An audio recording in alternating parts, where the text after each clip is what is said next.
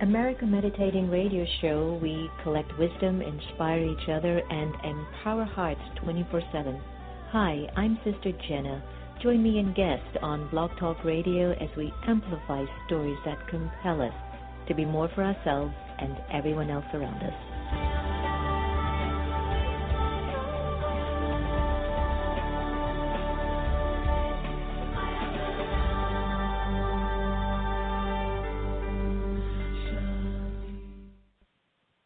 The Azar Foundation for Children of the World is an organization aimed to support women and children in need across the globe. We believe in empowering lives, strengthening minds, and providing programs that enrich health and education. The Azar Foundation was founded in 2003 and has been serving the world ever since. Visit us at our website at www.azar4children.org. That's www.azar4children.org to find out more information about our endeavors and join our mailing list. Remember, the smile and the cry of a child doesn't have any language. The Azar Foundation. I want to show you something. Each day around the world, 5,000 people are infected with HIV. That was over 20 years ago. We've come a long way in the science and treatment of HIV. But the disease hasn't gone away. So why aren't we talking about it? Today, we have the tools to make HIV history. Let's finish what we started. Because the world needs you to live. The Meditation Museum in Silver Spring, Maryland offers a variety of courses and activities to make your life go a whole lot smoother. Located at 9525 Georgia Avenue, you will be able to experience the beautiful silence that's in the space. There are courses in Raja Yoga meditation, positive thinking, stress-free living, and personal development classes. For more information, call us at 301-588-0144 or visit us online at meditationmuseum.org.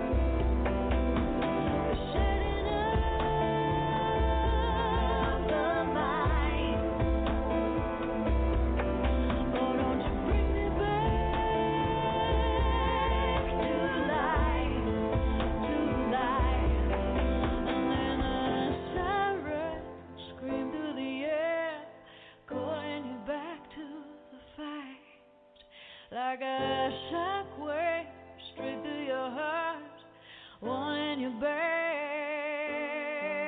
and then the tears fall like signals in smoke, calling you back to the light. Feel the whispers tangle your soul, one in your back. Don't you bring me back?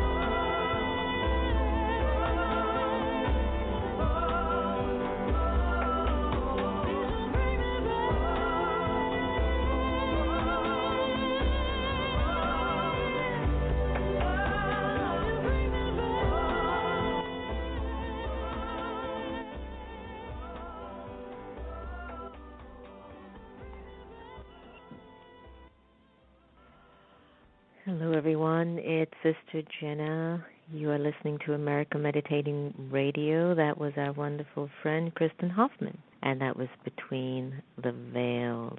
And we are experiencing a lot of unique historical moments, all in 1 month. Standing Rock, the Army had denied the permit for the Dakota pipelines to run through their sacred land. And yet there's always still the question and hesitation if they can really trust that, because for some reason when you have a lot of power, there's always ways around the system and ways around rules and laws that don't necessarily apply to you. And I've been speaking to a number of friends, and, there's some of us that they just have their hands up in the air, whatever it is it's supposed to be. There are others who are just like, that's it. I can't take any more of this. This is ridiculous. And there's some of us who are going out on the front lines. Shannon Kring and her End of the Line movie that's in production of The Woman of Standing Rock. And there's some of us who are just numb, scared, feeling a sense of insecurity. And then there are those who are the light workers who are just saying, it's time to optimize our light, it's time for us to optimize our glow, and to really show ourselves and humanity why we've been on the path of spirituality for so long. So these are some of the questions that I think we have presenting themselves to us, which is an opportune time for us to really go deeper and go higher, as our friend Martha Beck says. It's this spiritual awakening. Joni Petrie in her Vedic astrology, and I highly recommend you to go to her YouTube page to look at the way that she's looked at the Vedic astrology of President-elect of America, of Hillary Clinton, of the Dakota pipelines, of all these things that are happening are actually a spiritual awakening, a spiritual call, because if we don't go the spiritual route, then the other route will be despair and fear and frustration. But taking this whole time together on the air as being the warriors that we can be, the ones who will not allow our lower consciousness to take the best of us, but we will find that right thought, that one thought that can get us into gear. Our guest today is HeatherAsh Amara, and she's a return guest to the America Meditating Radio. A leader in mindfulness and empowerment, HeatherAsh is the author of the best-selling book, Warrior Goddess Training, Become the Woman You Are and Meant to Be, and the new release, Warrior Goddess Way, Claiming the Woman You Are Destined to Be. The heart of HeatherAsh's teaching stems from her long Toltec apprenticeship and teaching partnership with Don Miguel Ruiz, author of The Four Agreements. Now, over the past 15 years, she has taught workshops and apprenticeships and trained teachers, and she now travels the world working with women to integrate the feminine wisdom of the ancients into the modern lives. And today we're pleased to welcome HeatherAsh Amara to America Meditating Radio. Hi, Heather. How are you? I'm great. How are you doing? Great. Hanging in there, taking it one breath at a time. Yes, it's a good thing to do nowadays. It is. I've been having quite a lot of conversations with friends globally, and this past month, or maybe these past 6 months, have been really asking each of us lots of deep questions in terms of who we are and what we're really destined to be as people in the 21st century. And so you've got a new book out called The Warrior Goddess Way, Claiming the Woman You Are Destined to Be. Is it a timely book of today, and why did you choose it? I've been really passionate for a long time around helping to empower women feeling that women, it's really our time to come back and share our gifts with the world that are so, so needed at this time. And Warrior Goddess Way came from taking in many questions over the last couple years from women about where they were struggling, where they were frustrated, where they had gotten stuck in their lives, and then starting to answer those questions and looking at where are the main pain points that we have as women. And so Warrior Goddess Way has 3 different sections: wisdom, authenticity, and yes, and goes through a lot of different areas like forgiveness, relationships, how we hold our stories and how they can drain our energy or increase our energy, how to really get still and quiet and allow our inspiration to rise from that place deep inside of us. And so I feel like it's a really beautiful handbook to help us to shed a lot of old skins. I was in a conversation the other day, and what emerged was, America is such a democratic society as it is written on paper, and it's the world that propagates or promotes equal rights for women, and hundreds of years later, for whatever reason, we witnessed one of the most charged elections we ever have in history, at least in my generation, perhaps maybe in yours too. And at the helm was a woman that was basically standing in her grace, holding her power as much as she could. And I think many of us in the world, astrologers, mystics, the time kept signaling that it was a time for the leadership of women. And so I'm talking to someone about, the whole thing that, Hillary Clinton didn't win the election. And then someone very wise, Sister Gita, she says, but if you looked at the way she presented herself, it is her leadership. It is a woman's role of leadership. She doesn't need a title or position to show that she is in charge or she is the god or the goddess. Any thoughts that you have based on what I've just shared? Because I find it quite riveting that we do feel this is a time of woman empowerment, and yet in our supposedly advanced country, we've still not been able to achieve a woman as a president of the United States. What's happening there? Yeah, and that's such a beautiful way to look at it, because it is true that she was an incredible role model for women and how she handled the running for president and how challenged she was on so many different levels. And I think what it shows us is that women are rising in leadership. This was the first time that we had a woman running for president, and even though she didn't win the electoral votes, she did win the popular vote. And so there is movement.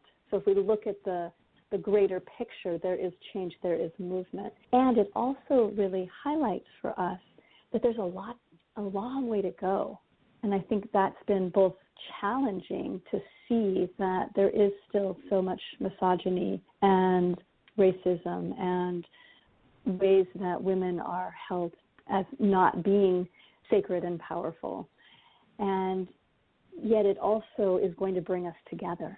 I've talked to so many women now that were complacent before, that were like, oh, yeah, everything's going well and things are moving. And now we're going, oh, my gosh, okay, we must come together.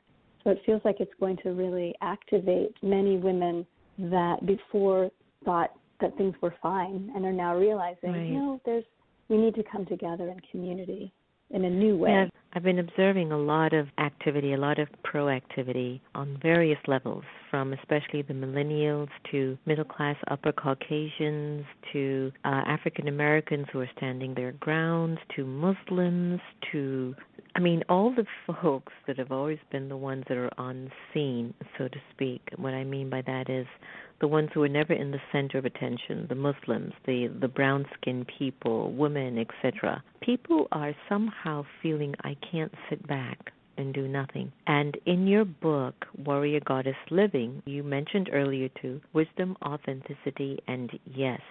I would love if you could go a little bit deeper, for me especially, to break down wisdom, what does it mean for you? Authenticity, what does it mean? And yes, how can we find some sort of you call it a goddess, I would say some sort of a divinity which we can all universally hold as God's children? Yes, how I visualize these three different aspects, wisdom, authenticity, and yes, is that they help us to come more present. And one of my favorite models for presence is trees. Trees have deep roots in the earth, and then these beautiful, strong trunks, and then branches that open to the sky. And so our wisdom is when we learn how to put our own energetic roots down into the depths, into the earth, and connect to our own wisdom, which is the wisdom of our highest self, of our ancestors, of the earth.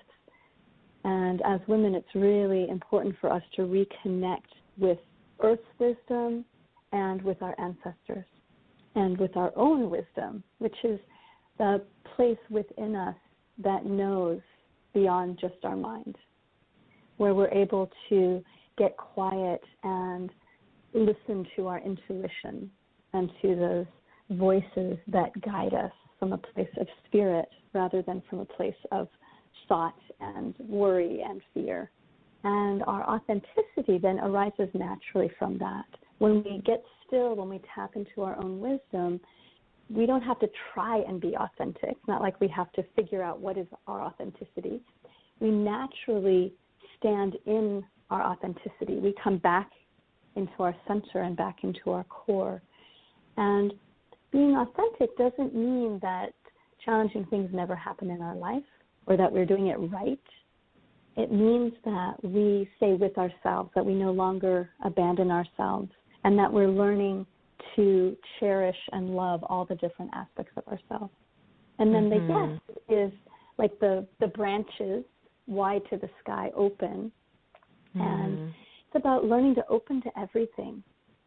You know, it's easy to open to the things that we love or that are beautiful, right. And it's much more difficult to open to the challenges and the things we don't want to be happening.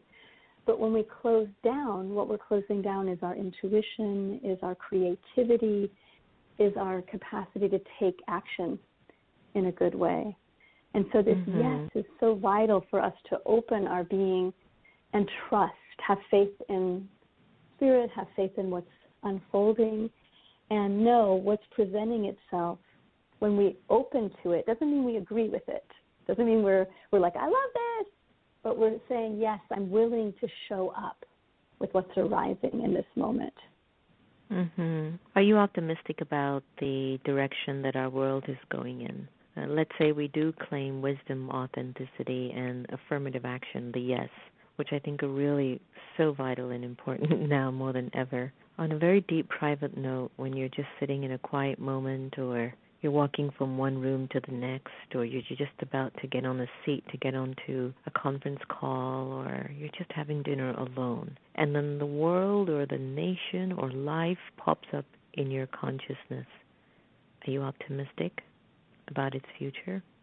I am. I have a really deep belief in humans and in the planet, and that while it's definitely a difficult time, and you know, it's very easy to turn on the news and get very overwhelmed and pessimistic.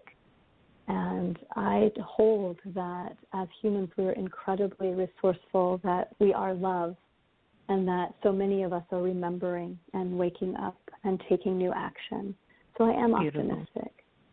Excellent. It's so important to hear that. So now as we look at warrior goddesses, right, how would you define what it means to become a warrior goddess, that our listeners can at least begin to implement one or two steps in their lives after today's show? So the warrior energy is about our commitment, our focus, our presence. It's 100% yes, I'm in.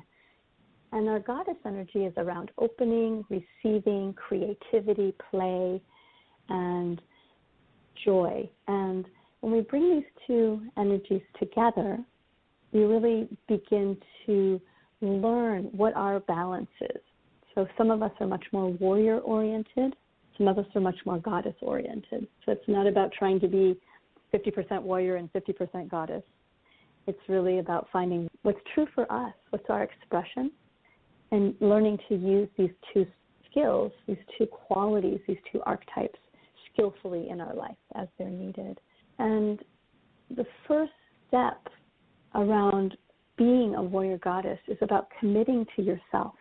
And that commitment is committing to all of you, to not reject yourself, to not judge, to not compare, to not think about who you were in the past or who you wish you were now, but to really come home to yourself.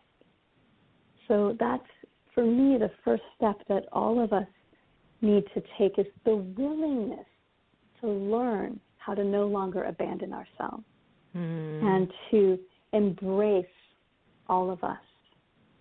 And from there, then we have a connection again to our power, and we've put ourselves in the equation. I remember talking with a woman about this idea of committing to herself, and she told me, she said, wow, I realized that not only am I like far down on the list, I'm not even on the list. Like she had never considered putting herself as important because of how she'd been trained. And many women are like this. We forget that we have to feed and nurture and support ourselves so that we can be in the best service to those around us. We start by being a service to ourselves. Beautiful, beautiful. So where can our listeners find out more information about your books and the work that you're up to? The best place is my website, HeatherAshAmara.com, or they can also go to warriorgoddess.com. And the books are available in independent bookstores, online, Amazon, Barnes & Noble. So there's lots of places the books are available. And my publisher, Hierophant Publishing, right now is having this crazy special, which is all 3 books in the Warrior Goddess series for $33. So HierophantPublishing.com is a great place to go as well. There we go. Well, Heather Ash, thank you for joining us back on the air again, and wishing you lots of good wishes for those books, Warrior Goddess Way, Claiming the Woman You're Destined to Be, and Warrior Goddess Living Wisdom, Authenticity. And yes, I think it's sweet. Thank you, Sister Jenna, so much. Take good care. Take good care. You too. Bye-bye. So it is an optimistic time, and it is a time that we can believe more in, possibilities, that things can get better if we dive deep within and go upwards and use these situations that we are grappling with on a personal level or even as a country to check what's happening in our own spirits. Are we becoming negative as well? Are we becoming something that we're trying to fight against?